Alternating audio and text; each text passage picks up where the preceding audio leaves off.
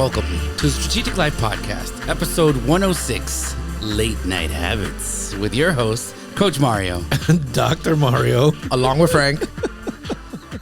There are some I mean, when you say it like that, Dude, I don't know, man. that's, Were you getting the same vibe? Yeah. I'm going like, Episode where are 106. we? I liked it though. Late- What just happened? If you're a Miami native, or if you're any radio native at the After Dark, it's the Power Love Hour Ay, Dios mío. after Dark.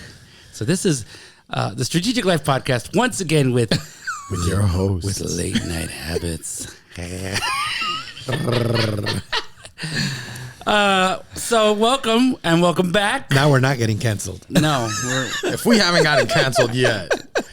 we have to cancel ourselves. It's not gonna before happen, anyone Frank. else can Oh, I'm going to cancel. keep trying. Oh, okay. I just want to check. So what does late night habits mean? Tell us, oh, Nobody knows what it means. It's provocative. Something Exactly. you came up with. So we all have a routine in the evening hours, right? If you're a parent with a child younger than 6, we already know that is a nice scramble of feed, shower, put them down, and please somebody give me my couple hours of peace. But ultimately, even after that, at that rate, what do you do when you are going to bed that is maybe not supporting you? What could you be doing better? I'm sure most people are maybe doing the old Netflix and chill. Perhaps they're doing the, scrolling on the social media networks, or even lately, of course, since TikTok and all that's come along, they're just going from reel to reel and story to story, Tweet to and then tweet. just forwarding mass forwards of, and I'm not speaking from experience, Right. No, not at all. Impossible, right? No. forwarding over the funny stuff to the amigos, Not if you here, will. not here. So, having said that, Frank, what do you do at night? Man, that, You have to narrow that down a little bit Yeah. for us. no. That you can mention to the rated G general audience. I read Okay. Like books? books. Yeah, like actual book. I try not to be on the phone. I have an iPad. I have an iPhone. I read a physical book. So I turn off all distractions. I actually put the phone facing downward as well. I'm not gonna lie, nightstand or at the bed, reach, but just in case, But I read. I read a book. I try my best to at least read 10 pages. Like that's the goal. Sometimes, it's a little more, but usually around, that's the goal. And usually when I catch myself doing that, I read more than 10. When I started out, it was that. And then I started with, hey, I'm going to read, 10 pages. And I realized, well, no, that's about 15, depending on how complex the book is and how I like to read slow. Well, a lot of the books you read have pictures. So Then there's that. I mean, Curious George does always guy. win the day. So I do that once I'm done reading, right? I close the book, I put it to the side. I like sleeping with some sort of white noise. So at that point, I'll turn on TV or something to something that I don't have no interest in, and I put a timer for an hour and a half, and I knock out. If I don't, then sometimes I'll just close the book, turn around, and go to sleep. But usually that's my routine. Right before I read or right after I read, I pray. Like I pray at least 2-3 times a day for sure in the morning, and then once guaranteed before I go to sleep, just say thank you. Just so like my last thoughts are something humbling, something that brings me a peace, something I'm thankful for, and that's it. That's usually it. That's I a good try- thing. Leaders are readers. Yeah, and those who stay try not- connected to God or My days are pretty complicated. The last thing I need to do is complicate my sleep, right? Like the last thing I do, I don't like those kind of things. So I don't So have what time do you feel you get to bed every day? And how long has this routine been going on? Because I remember buying you books in the past. I'm like, did you read that? You're like, yeah, it's there. So With the others. I would read, but I would read during the day whenever I would have time. I didn't make time for it. I didn't make time to grow myself that way. And you're doing that now. For sure. For sure. That was something that I started in a couple months back, and man, it's really helped a lot.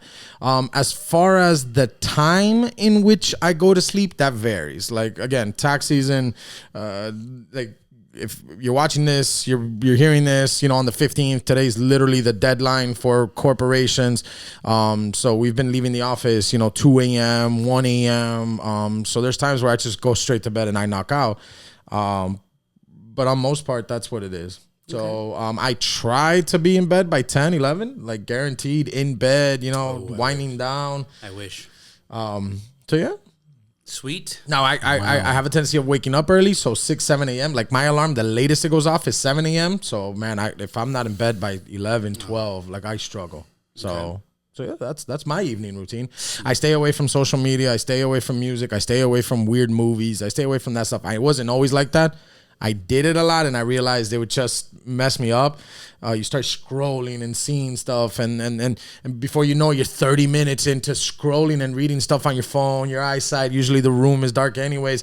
Like, man, I don't know if it's just I've gotten older, but I stay away from it now. It's just I physically feel lesser doing those things. Like I feel it now physically, and I'm like, I'm gonna stay away from it, let alone mentally. So yeah, Sweet.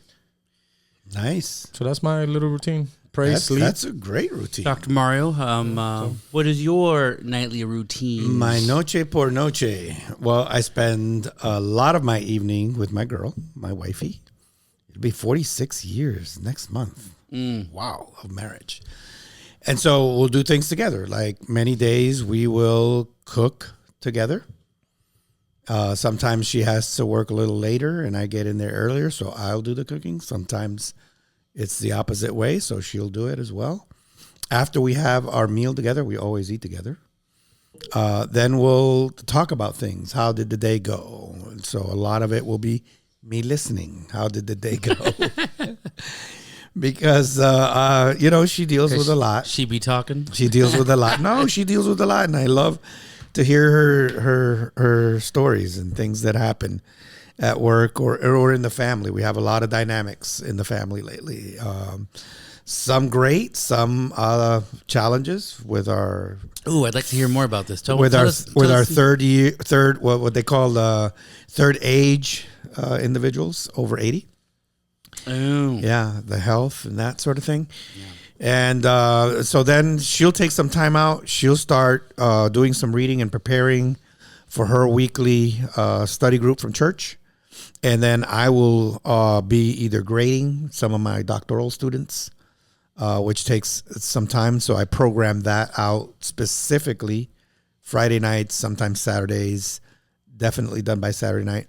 But I'm like Frank, I like to read because for me, leaders are readers. So I will be reading typically 4 or 5 books simultaneously. And what I'll do is I'll read one chapter per book. And so I itinerate those books sometimes in my morning devotional time before I go to work. And then 1 or 2 in the evening.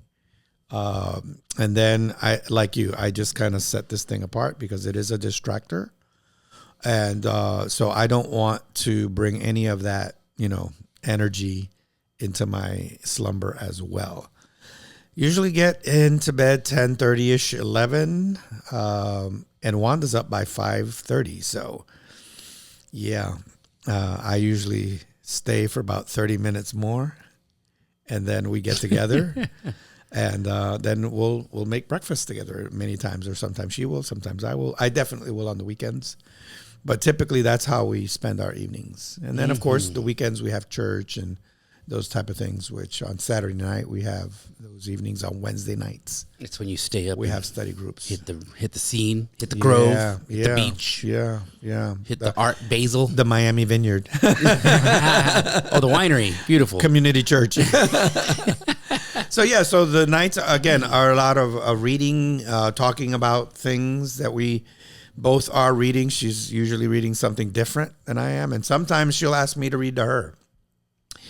Because sometimes many people, you start reading late at night, after 9 o'clock, and you'll start getting a little sleepy. Yeah. So, and I love to read to her because I've probably read the material she's already had, but it reinforces me. Because sometimes what I'll do is I'll recommend, hey, why don't you read this good book? I've already read it, and then she'll know that, and she'll go, well, tonight could you read me this chapter and that sort of thing. So it's really good. I got to get me a reader. No one, babe, you got to read for me, yo. So, having said that, those are obviously some great habits you're hearing, but we know that there's a lot of people, and and you see it if you're. Whoa! You're not gonna tell? Yeah. What's your nightly habit? He's pre-framing his Oh, not really. nightly habits. I don't know if you guys have ever noticed, but every time when I ask you guys your routines and stuff, I never just go. And to talk about me, so thank you. Well, Thank you for inquiring catching minds it. want to know. No, I'm just hoping it's a hot mess. So For real, it's gotta be.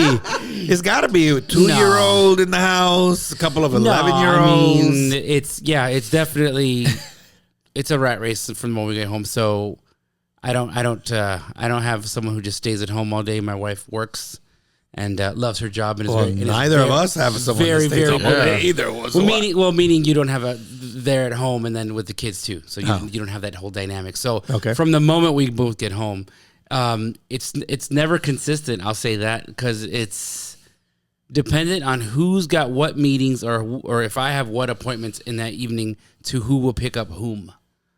So it's in the meeting because we have 3 kids in 3 different schools, right? The baby's in daycare and the other 2 are in 2 different schools. So typically one can't do all of it. It would require a large block of time to be available.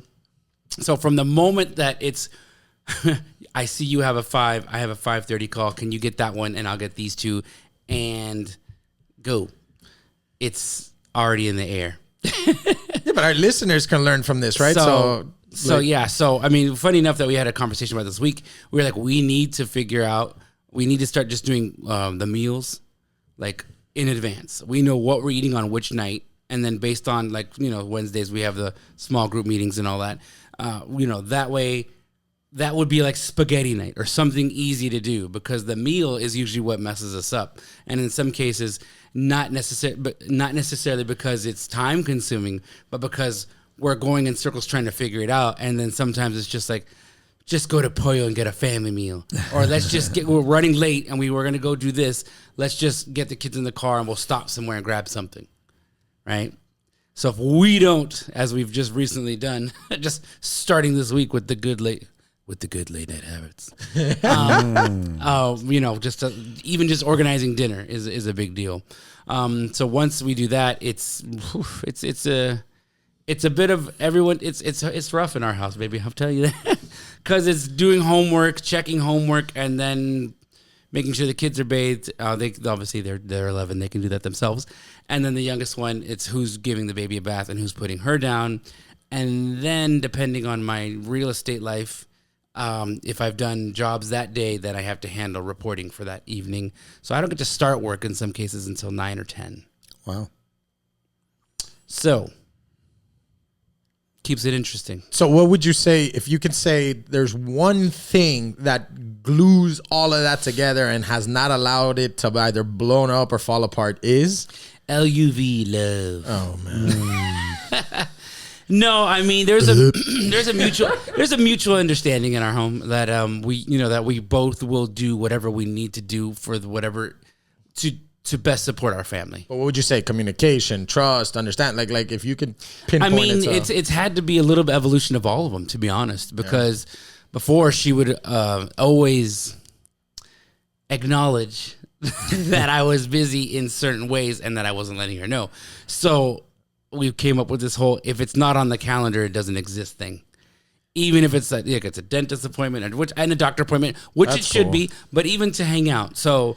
Mark, if you're listening, which you probably aren't, I'm talking Ramirez. He invited us to a pool party. So, there's a calendar invite for a pool party pending on my phone. Pending, because you're not listening to the podcast. But yeah, he hasn't confirmed with me either. But pending, because basically, even the fun stuff I have to put on the calendar, because if not, it's... Makes sense. It's if it's not there, then the time's available, and I'm going to fill it with something, and not recreational BS, which I would love for it to be in some events. But it is a higher season for real estate stuff, at least for me. And if it isn't for you, then you got to look deep within yourself. Man, that's crazy because I would not have guessed that you and I have such crazy opposite night routines.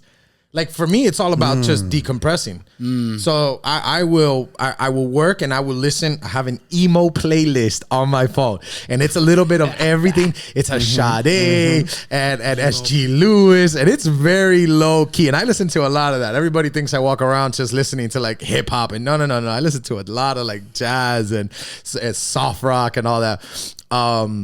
So like if I'm working late, I try to decompress. I put something, calming. When I close the computer or and I get home or whether I'm working from home, I play with Kaiser, right? Like I'll play with my dog and I play with him sometimes. I try not to get him too riled up if it's too late. But I'll spend some time with him. Then my routine starts, go upstairs, get dressed, shower, whatever it is. Then, hey, read, go to sleep. So I think my day is just so stressful, so intense. Like my last, I want to say hour is just all decompression. It's all get rid of it type of stuff. Yeah, that'd be nice. Yeah, I wow. Well, I think that's having kids, like more than one, perhaps. I mean, I'm not saying having one is easy breezy, but especially. But for our listeners, there's no excuse, right? You're seeing something very intense, very hectic towards the end. You're seeing something, very intense during the day, and I cool down, and you see something a lot of control. But we're all entrepreneurs, we're all business owners, we're all, we all have crazy stuff going on in our life, and we all wear several hats. So I don't have in higher seasons or busier times, I will go to sleep at 2, 3, 4 in the morning, and I know it's not good for me, but that's the way my business functions. It's a guarantee of delivery of our product within 24 hours. Yeah, but speaking now on process, I go to sleep 2, 3 a.m. I'll leave the office 2, 3 a.m. but with a smile on my face, super happy. Like I love the work. Like I wish I had to work till 2 in the morning every day. Like I wish I had that amount of work and growth within the company and what I'm doing. Do you guys feel the same? Like when you feel, hey, I have to work late, like. No, because a lot of people take their work into bed, and that's something, I've made it a rule not to do that. And even not to bring the challenges of, for example, as executive pastor of Miami Vineyard, not to bring the challenges home. It's very easy for people, especially when you're dealing with, like you've got your clients, they rely on you for their accounting and those processes. They rely on you for their inspections. It's going to make the determination of whether they purchase or do not purchase that home. My people are depending on the spiritual guidance and the administration. And so it's very easy for any of us to bring those pressures at home. And I think what has really made a difference in our lives, and you guys can speak for yourself, but I think has been all of the coach training that we've undergone and have given, the working with our clients, the way you coach your clients. I don't see people doing that who are in similar shoes as you are, that have accounting firms or tax preparation. I don't see them doing what you do, where you could have some VIP clients that could very well call you at midnight, right, from any country, wherever they're at.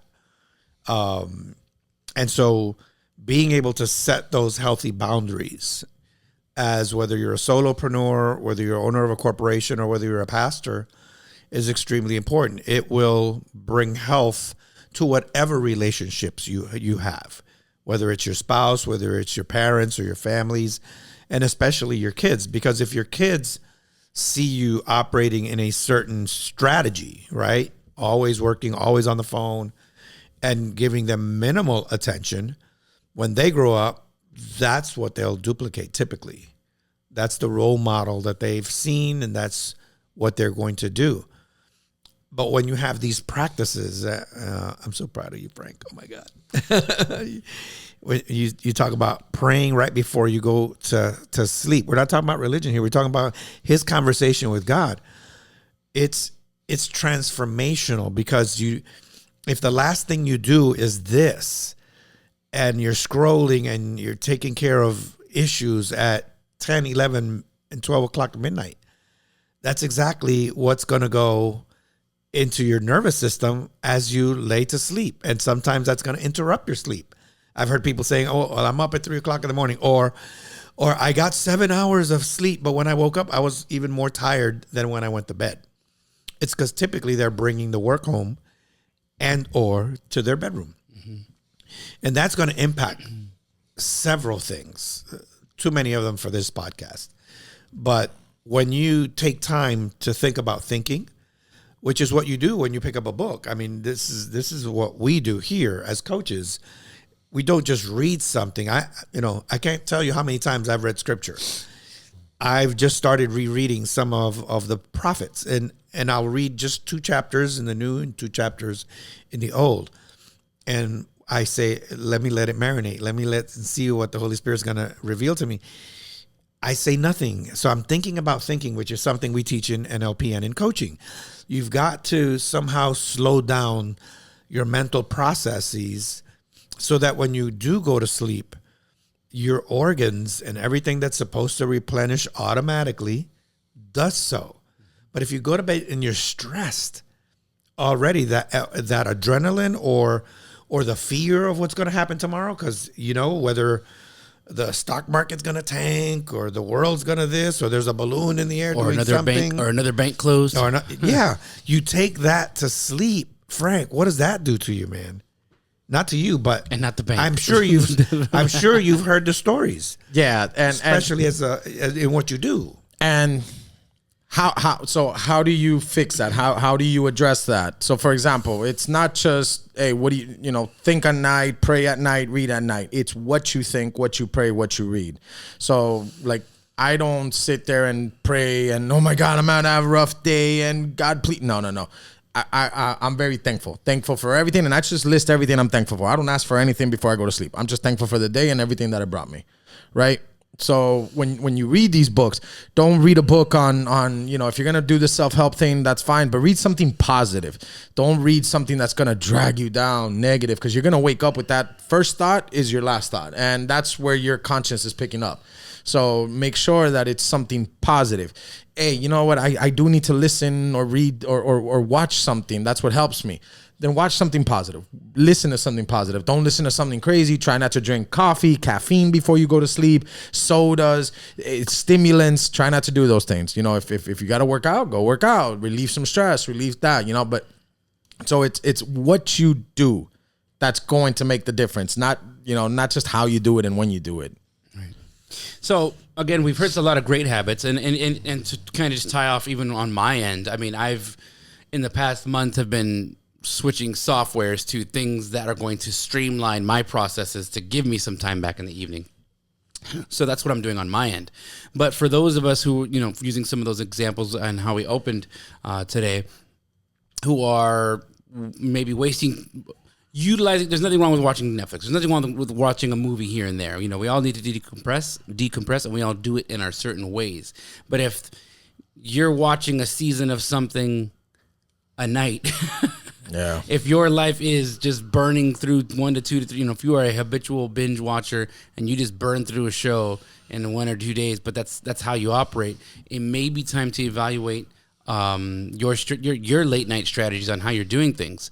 Same thing. Maybe you're doing that, and then once you're tired of that, going to bed and then taking the phone out and then just checking, the latest stories, the latest reels or shorts or whatever app you're using. It's all the same thing at this point with a different name. However, but again, then that goes from you just mindlessly watching the box to then mindlessly watching the little box until you drop your phone on your face or it's on the floor and it cracks or do something else, right? So it's time to evaluate those strategies and see how you can shift them better, right? So these are your current habits, and we're not telling you that you need to read or you need to do anything else, but what can you be doing to support your next day and your evening? Or if, for my example, if you notice there wasn't a whole lot of decompression time in the example I was giving, what can we do collectively to give us a better start on the evening and a better start on the next day?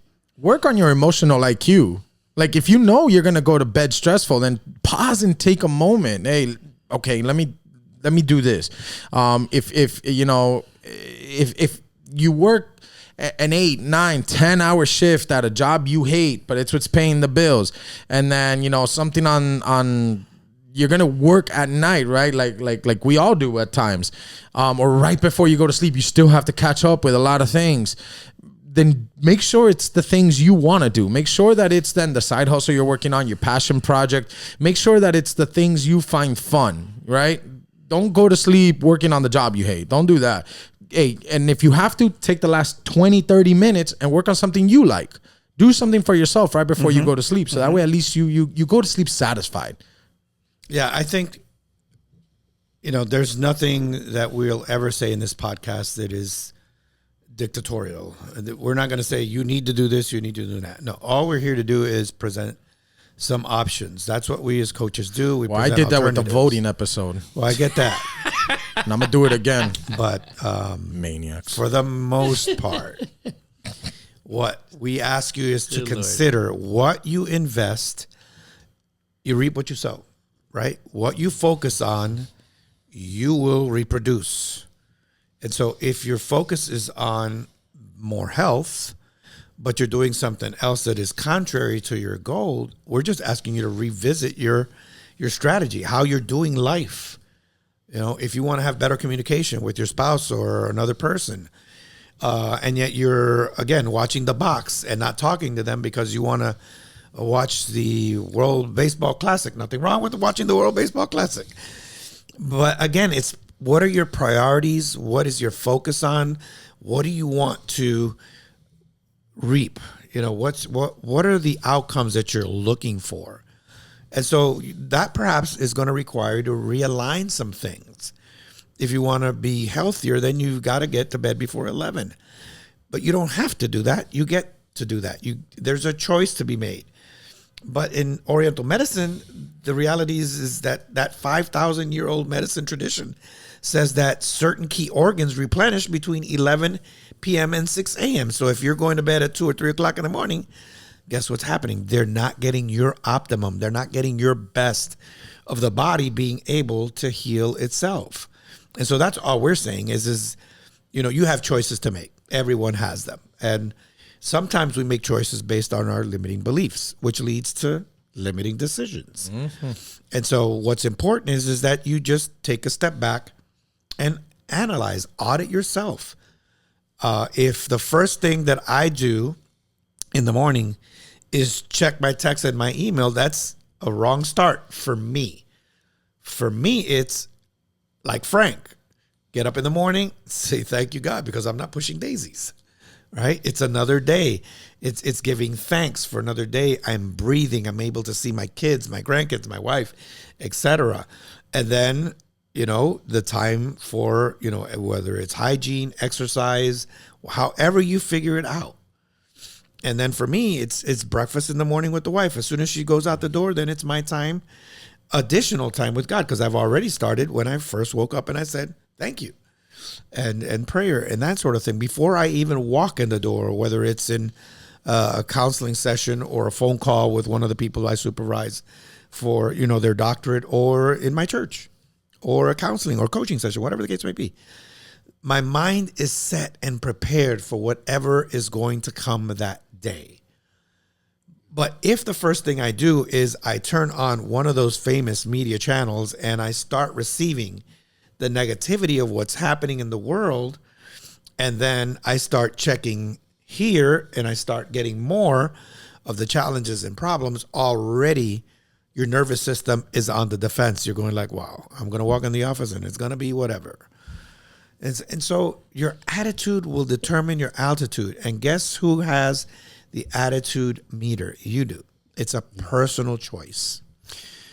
Excellent. So all good advice, gentlemen. You guys, really quick, what do you got? The cool part about what Dr. Mario's saying, you're going to wake up doing something wrong. And that's the day you're going to decide, I need to fix this. So hey, I'm going to start working out tomorrow. So today I'm going to go to sleep early. Today I'm going to start the diet. So you would go to sleep thinking about what you're going to eat tomorrow. So you're going to make that decision today for what you're going to do tomorrow. So when you think about it like that, you have a choice. Okay, I have to be at work by 8, and then I have to get up by 7 to do that. No, the choice should be then 6:30. And that first 30 minutes is my choice on how I'm starting my day. But in order for you to do that, how you go to sleep at the time you go to sleep makes an impact. So you really need to be able to make the choice. Hey, I choose how I'm going to wake up. I choose how I'm going to go to sleep. I choose my first interaction with the world and my life when I wake up. I choose what my last interaction with the world and myself is going to be. If you think about it that way, like, there's nothing in between that will affect you. There's nothing in between that you can overcome. Yeah. So it really is a choice, to Dr. Mario's point. Like, make the choice of hey, I'm going to do something right for me before I go to sleep. Yeah. You get to make the decision. I always go back to, and my son Mario knows this metaphor very well, because it was one that I was taught very early on in one of my positions as an associate pastor, and it was, Pastor Luis Angel. He said, you love the New York Yankees, you love baseball, and he asked me the question. I was like, how many pitches does a batter get when he comes to the plate? And after thinking a while, I'm going, well, he can get up to 2 strikes and he can get 3 balls, so there's 6, right? Is my math is right? And he goes, yeah. He said, next question. Why is it that every rookie swings at the first pitch? They want to hit the long ball. He says, in life, you're going to get some curves. You're going to get some knuckleballs someday. And almost every day, life is going to throw you something. You don't have to swing at every pitch. Wait on your ball. Translation, you should be in control of your emotions, of your decisions, of how you're going to wake up, if you're blessed to wake up, or how you're going to go down when you go to sleep. And so by practicing some of these moments of taking care of yourself and setting those healthy boundaries, it will add to your success. It will add to your health, and it will add to your joy. Absolutely. And we hope you've taken some kind of value, and we know you have. And ultimately, before you go to bed, right, as you think about this and you process all this information, don't just think about it as how you end your day, but about how you start your next one. Because you can get too hung up on wanting to treat yourself for the evening. And it's like, it's been a long day. Let me decompress. Let me do this and this and that. But also remember that going to sleep and, the late night hour is also about preparation for the next day. So preparing yourself, even kind of, the first day of school type of stuff. Have your outfit laid out. Have your things ready. Having even basic things like what you're going to wear if you're not wearing a uniform, or having your coffee mug and stuff and the sugar and whatever, just accelerating and preparing for the next day can get you a real head start on that next day and those to come. We'll see you next time.